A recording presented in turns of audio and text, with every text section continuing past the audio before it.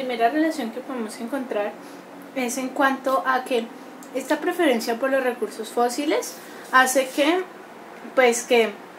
hayan diferentes barcos petroleros que transporten este petróleo y causa los derrames petroleros que encontramos en el agua. Otra de las relaciones que vemos es que el agua dulce, que es uno de los recursos que se está acabando, se relaciona con la contaminación del agua, es decir, como se está contaminando este agua, es por lo tanto que se está acabando este recurso.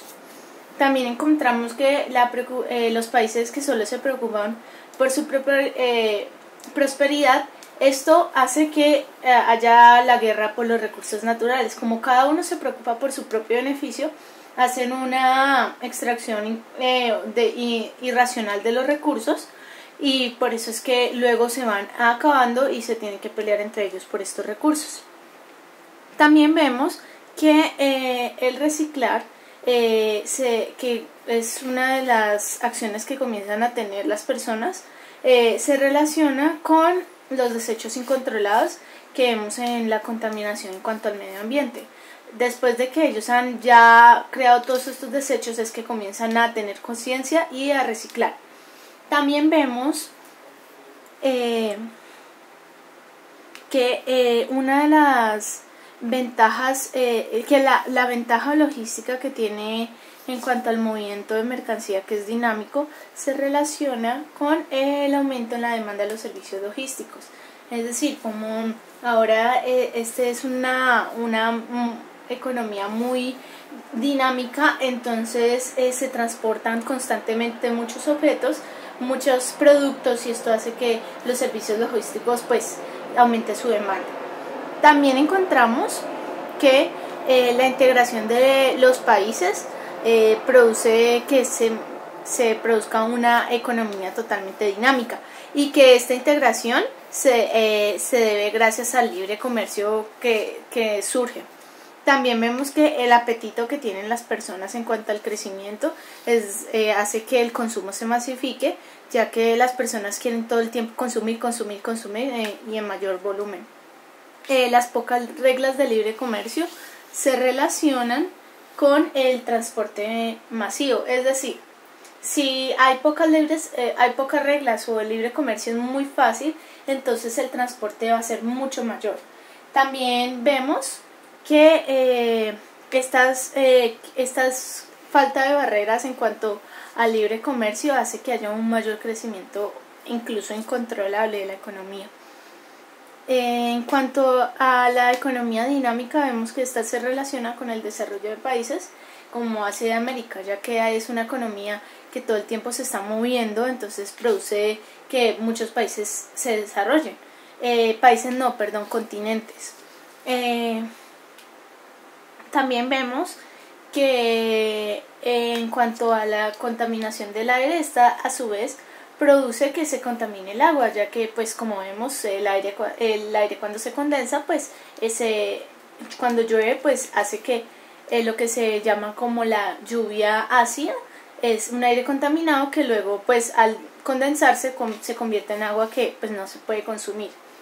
Vemos que estos gases invernadero producen una contaminación del aire.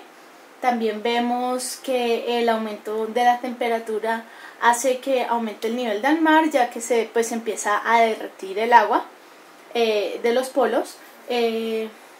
Encontramos que el apetito de las personas en cuanto al crecimiento se relaciona, hace que las personas tengan que extraer mayores recursos y se tenga que suplir esta gran demanda que existe. También vemos que el aumento de la temperatura hace que se produzcan lo que se denominan como las sequías. Encontramos también que el calentamiento global se debe como estos recursos naturales se están acabando, entonces esto produce consecuencias como el calentamiento global. También vemos que la explotación sistemática de los recursos hace que se destruya pues lo que es, o sea, que se destruya la fauna y la flora, ya que como ellos van a dañar muchos ecosistemas, entonces todos estos animales y plantas que vivan en ellos pues van a ser afectados. Por eso es que el daño causado que no les importa a los países porque solo se preocupan por su prosperidad, causa que se dé esta destrucción. Esta destrucción a su vez se relaciona pues con la destrucción del agua dulce y del alimento en cuanto a los recursos naturales que se están agotando. También vemos que esta economía dinámica hace que haya un fácil contacto entre las personas. Esto se debe a tecnologías como la videoconferencia en 3D. Encontramos que las infraestructuras como en el RFID un ejemplo de estas son los puertos marítimos que existen.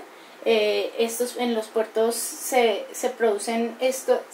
instauran estas tecnologías de RFID, en el cual pues se hace un análisis de los containers. También vemos que estos procesos altamente eficientes, un ejemplo de estos es pues los análisis de los procesos de recibimiento en los puertos que pues ya acabo de explicar. También vemos que el transporte marítimo se dificulta por el clima. Esto se debe a las grandes tormentas que vemos que se causan por el calentamiento global y pues por todo esto de problemas del medio ambiente.